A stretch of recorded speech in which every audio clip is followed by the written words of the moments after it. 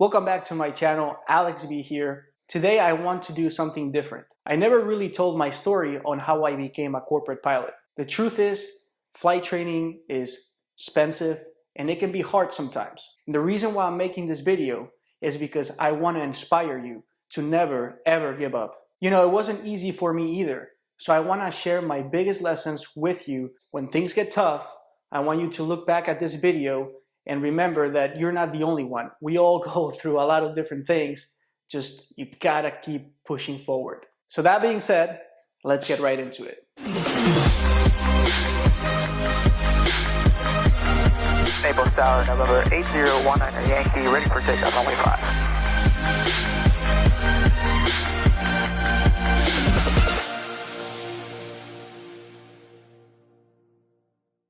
So I was born in a small little town called Guernica, which is in northern Spain. And my dad used to be a highlight player. Some of you may know what highlight is, but some others may not, depending where in the world you're watching. But back in the 70s, 80s, and 90s, in the state of Florida, you were only allowed to bet on horses, dogs, and highlight.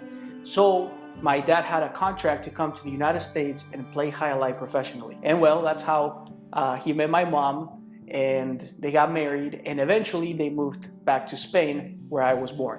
So from a very early age, they were already traveling to the United States, so I was around airplanes all the freaking time.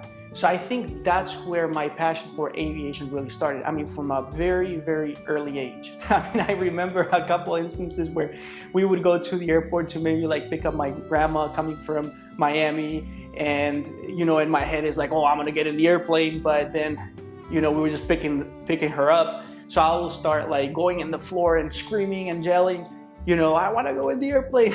So yeah, I mean, I was just very passionate about it. Unfortunately, when I was the age of 3, they divorced, and my mom eventually moved back to the US. But every summer I would go visit her. And that, again, I was flying every year, and I freaking loved it. I mean, I remember walking to the airplane and just staring at the cockpit and imagining like one day being a pilot. I mean, my obsession with airplanes got to the point because we used to have a farm back in Spain, and my grandfather used to have this old yellow tractor, and I used to pretend it was an airplane. So I would just like mess with all the levers and gauges and just pretend that it was an airplane. And I used to love doing that. Now, here's the thing. When I started traveling to the United States, I was 8. I am from this small town in northern Spain, and everyone is very close-minded. Not anymore, but back when I was growing up, it was a pretty close-minded society. So I was coming to the United States and gathering all these new ideas, and I would see all these different things that really inspired me and I really liked, because it was so different to how life was back in Spain. And I would bring all these ideas with me to Spain and talk about it, to the point that people started viewing me as, what's wrong with this guy? This guy is different. I can't really remember specific topics, but that's when kind of like the bullying started, because I was just different, you know, and also I wasn't doing good in school. I was not very good at sports. I mean, I had a lot of things going against me. But here's the thing. With bullying, for example, that can make you or break you. And I am glad that I had to go through all that stuff, because it built the foundation of who I am today. Also, I wouldn't say I grew up poor, but we definitely didn't have, or I didn't have all the things my friends had. And that was kind of tough at the time, but that's when my ambition really started building. All right, so in my teenage years, I was barely making it in school. I was horrible. And I also started hanging out with the wrong crowd, smoking, doing drugs. You know how it goes. And also back in Spain, you start doing all these things very, very early. Like at 15, I was doing all these things. And honestly, my dream of someday becoming a pilot was still there. But for me, in the moment, it was almost like an unachievable goal. I couldn't wrap my head around me being able to like get out from all this crap and actually becoming a pilot. In Spain, you graduate your sophomore year. So your junior and your senior year is almost like a preparation for college. So think about the SAT or ACT, but in steroids. It's called a selectividad, and it's about a week long, and you pretty much are tested in different subjects, and that will allow you to go to college and be able to go into specific colleges. So junior and senior is to get you ready for that test. On my sophomore year, we actually took like a placement test. This placement test was designed to help you figure out whether you should go to college or trade school or what you should really do after you graduated. And pretty much you just had to put like your grades. I don't remember exactly what information you put in this placement test. I don't even care. That's like a bunch of BS. But it pretty much said that I qualified to become a cook or a carpenter. I'm not saying those are bad jobs. I felt like I was destined to do more with my life. And I remember I stood up, I went to my teacher, and I told him, I don't want to be a cook. I don't want to be a carpenter. One day I want to be a pilot. And that teacher literally changed my life because he looked at me right in the eye.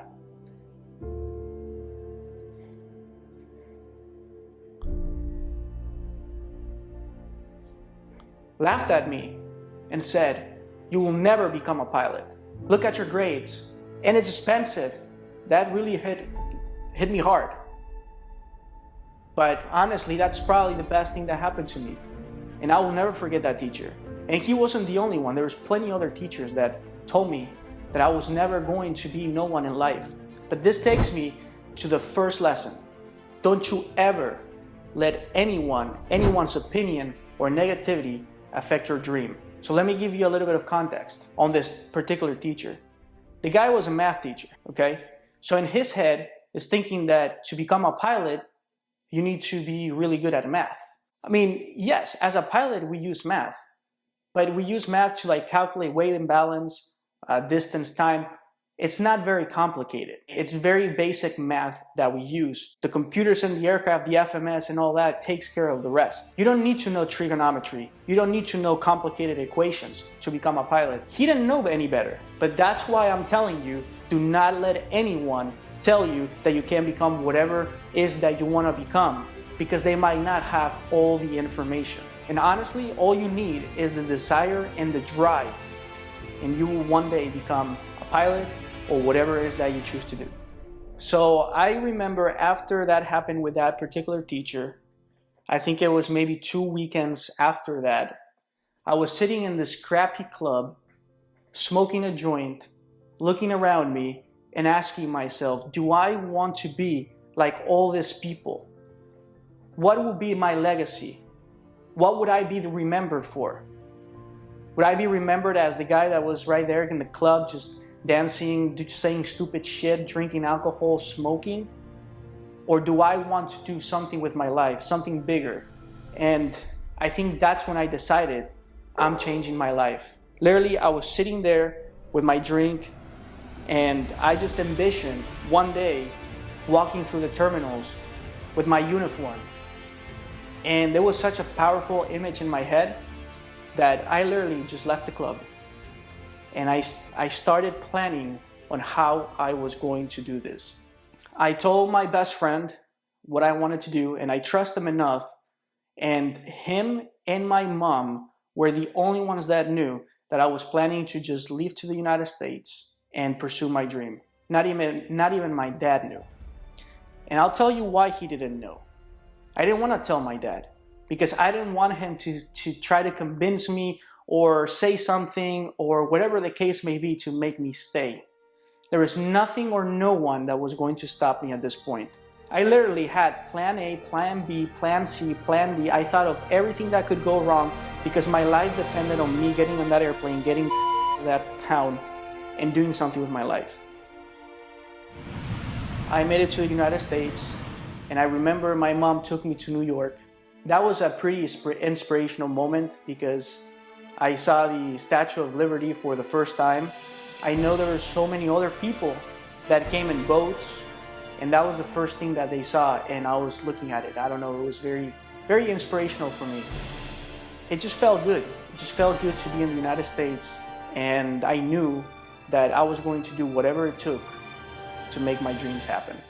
And my mom was very clear. I know you want to become a pilot, I know it's expensive, but you have to pay for it. I'll help you here and there, but you need a car. I'll help you get the car, but you got to pay for your stuff. And honestly, that's the best thing she could ever do. So literally within a month of me arriving to the United States, I got myself a job. And also I enrolled into this dual enrollment class that they had in my high school, because just to, going back a little bit, when I came to the United States, I was 17, about to turn 18, and I was doing my senior year here in the US. The teacher in that class had, some connections in the airport and had access to an airplane, and the owner of that airplane was looking for someone to wash it. So he said, if someone is willing to wash it, I will give him a free hour of flight time and 1 hour of instruction. So literally, I was the first one to raise my hand. I was like, hell yeah, I'm doing this. Why not? The day I went to wash the airplane, actually no, the day that I went to receive my flight instruction and flight in the airplane, I met the owner of a Part 135 company that was at the airport, and just chatting with him with my broken ass English, still learning too. But we were talking, and he actually hired me on the spot to wash his airplanes. I was working pretty much in exchange of flight time. So 6 hours of work equaled 1 hour of flight time. So this takes me to another big lesson. Always say yes to any opportunity to be around the airport. It don't matter if you're cleaning toilets. It doesn't matter if you're cutting grass. Especially in the beginning stages of your career as a pilot, say yes to every opportunity, because you just never know who you might meet. Pretty much that accelerated the whole process, because my idea was to finish high school, graduate, and then I was going to start flight training. But this literally happened within probably 2 to 3 months of me arriving, and I started my flight training right away, which honestly, that was a blessing. While I was doing my flight training, I just had a lot of doubts whether I could pull it off or not. And especially, I took my private pilot knowledge test and I failed it 2 times, and that really did affect me. I also took my instrument rating knowledge test and I didn't pass. So there's a lot of doubts going in my head. But here's another lesson. Failing is okay. The point is that you never, ever give up. So this is the interesting that happened halfway through my senior year. And again, it's always about positioning yourself, putting yourself out there, and being around people in aviation. Opportunities will come. You just gotta put yourself in those situations. So I was in this career fair and I was just walking, and I knew there was aviation companies and also flight schools and stuff like that, because the high school that I went to had that aviation program. And this gentleman approached me and said, hey, what industry are you interested in? And I said, aviation. And he looked at me, he's like, oh, awesome. So we have this aviation mechanic program in Lorenzo Walker, that was the name of the college, and we are offering a free scholarship. You just gotta fill this up and put it in the box, and maybe you're selected. So I was like, why not? So I filled it up, I put it in the box, and literally a week, 2 weeks later, I get a call, and they're like, you got the scholarship. So don't get me wrong, I mean, becoming a mechanic was a good thing. Okay, I am grateful for the opportunity, and it was free education. But this is going to take me to another lesson for you. You have to prioritize your goals. If your goal is to become a pilot, that's what you need to focus on. Even though it did help me with other things that I did later on, becoming an aircraft mechanic, it took about 3 years, even probably more, 4 years of my career that I could have used to build more time or to do other things as a pilot to help me get a better job in the future. My recommendation to you is, if that's what you want, if you want to become a pilot, focus on that. Do not let anything steer you away. A couple months later, I was awarded the James C. Ray Scholarship, which helped me pay for the rest of my private pilot, because what ended up happening is 135 went out of business, and I actually started paying for the flight training on my own. So this scholarship really did help me finish up my private pilot, and I was able to use some of that money as well for my instrument rating. Whenever you're in high school, people are trying to help you, okay? So if that's where you are, take advantage of that and apply to as many scholarships as you can. I was able to get 2 scholarships while I was in my senior year, so I'm pretty sure you can do the same as well. So right after high school, after I graduated, I started A&P school. And while I was in A&P school, I was able to finish up my private pilot, and I also got my instrument rating. And then I took a little break from flying because once you finish a Part 147 training program, which is an AMT or Aircraft Maintenance Technician program, you have to study for your orals and practicals to get your AMP license. I will actually put a link to my video up in the cards, that if that's something that you're trying to do, become an aircraft mechanic, I will show you how you can get ready for these orals and practicals. And funny enough, while I was in A&P school, this company from the airport called and they were looking for someone to wash planes. So guess what? I went and I got that. I was like, yeah, I don't care how much you pay me. Like, I'll wash your planes. The point is I want to be at the airport because that's where the opportunities are. And literally within 3 months of me just washing planes, they actually hired me as a mechanic, even though I was not certified. You can still work as a mechanic, but you just gotta be under the supervision of a certified A&P. So after about a year or so, I got my A&P license and pretty much worked for about 3 years. And in that time, I was still flying, but I wasn't really pursuing a certificate or anything. After the 3 years, I decided, okay, we gotta get with the program again, because I wouldn't say I 100% enjoyed being a mechanic. I knew wrenching wasn't my thing. I wanted to be a pilot. That was the reason why I came to the United States. So I was like, okay, we gotta get with the program. So I started working on my commercial license, got that, then got my CFI, and as soon as I got my CFI, I pretty much quit my job as an A&P and started flying. And oh man, it felt so good. For the first time, I still remember the first lesson that I gave, and I got paid for it. That feels so freaking good, because until this point, I was paying for flight training and for flight time, and now I was able to get paid. It feels amazing, let me tell you. Also, something that I did while I was working as an A&P is I started a couple business ideas that I had, but it really didn't work. But I ended up starting an aircraft brokerage, and that actually really worked well for me and started also making some money. It's one of those things. I always had that entrepreneurial spirit as well, apart from aviation. So I also wanted to let you guys know that I am currently working on a training program if you are interested in becoming an aircraft broker and starting your own firm. I do not have a specific date on when I will be done with this project, but you can actually join my mailing list that I'm going to put down in the description, and you can join. And once that is complete, I will send an email to everyone and let you know that it is available. And this program is pretty much going to help you start your own aircraft brokerage and start selling airplanes. And I'm going to share everything I know about selling airplanes. And another thing that I'm doing as well is I am providing one-on-one coaching calls. So if you have any questions related to aviation or how to start a business in aviation, feel free to schedule a call. I'll put the link down in the description as well. During the time that I was a flight instructor, I came across this program by Silver Airways, and it was called the Emerging Aviators Program. And pretty much you just did an interview with them, and if you passed the interview, they pretty much just gave you $7 grand for your training to help you get your ratings. And then once you had 1,500 hours, they would hire you to start flying the ATR that Silver Airways has. So that was a very exciting moment for me because I pretty much secured a job. All I needed to do was build my time, and then Silver was going to hire me. But hey, not too fast. Then boom, COVID hit. Sometimes things just don't go the way you wanted. I was so excited because I was going to work with them. I already had everything planned. I was going to work with them, become a captain, build 1,000 hours as a captain, and then flow through to Frontier Airlines. That was the plan.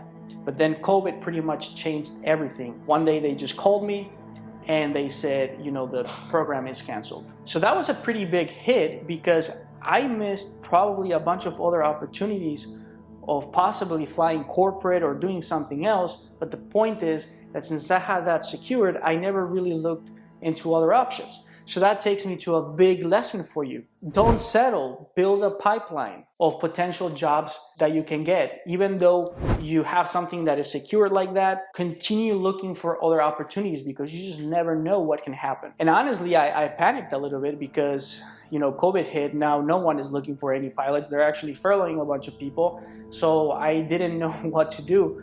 But thank God, someone that I knew recommended me to work for this specific Part 135 company, and they hired me.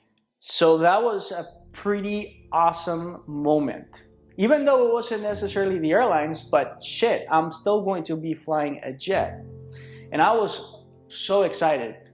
So excited. So they hired me, and then they sent me to flight safety. You gotta remember, when I went to flight safety to get type rated on the Lear 45, all I had was 1,500 hours of Cessna 172, 25 hours of multi, and about 75 hours of IFR.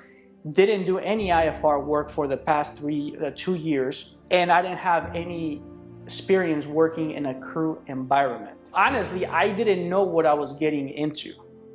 And let me tell you, that was a very humbling moment for me. Because till that point, I mean, I thought I was pretty good at, you know, flying the Cessna 172, and I thought I had my shit together when it came to flying and navigating and doing all these things. But flight safety definitely proved me wrong.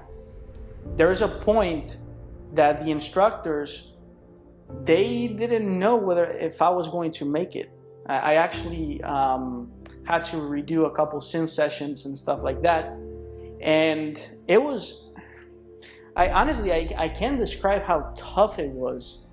I remember being in my hotel room. Just all I did for those 3 weeks that I was in Atlanta is just study. I didn't talk to anyone. I didn't want to know anything about no one. All I did was study because I was so behind with everything. Sometimes I had to like just sit down and watch some motivational videos or something, because the thought of giving up actually went through my head a couple times, because I just wanted that whole thing to just be over.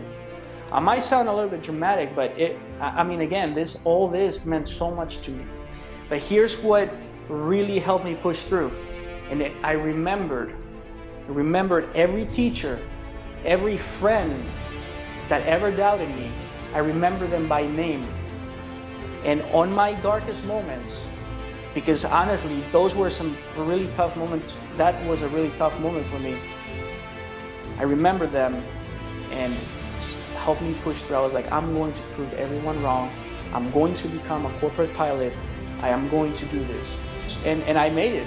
I mean, even like the instructors were, wow, we are impressed. You're a legend. That's what they pretty much said, because again, you're going from a Cessna 172 into a Learjet. I actually ended up creating a video on how to get ready for type rating, because I don't want any of you guys to go through the shit that I had to go through. I want you to be 100% ready before you show up to your class. So I'll put the video up in the cards. So once it is your time to go to flight safety or type rating school, please watch that, because it will help you tremendously. So that's pretty much it. That's how I became a corporate pilot. Again, the journey doesn't end here. There's a bunch of other things that I'm going to be doing. And I also want to transmit that to you. Just once you become a pilot, just keep doing things, keep growing, and always enjoy the process. Because once you get to the top, honestly, being a pilot is just another job, okay? I think the joy is in the process and all those hardships that you go through to achieve your goal. So pretty much gonna let you guys go. I think this video really brought out my passion and my all these different emotions in me, because again, it means a lot, especially where I came from. But I hope this video has inspired you. I hope when you are in those rough moments, you watch this video and never, ever give up. I'll see you in the next one.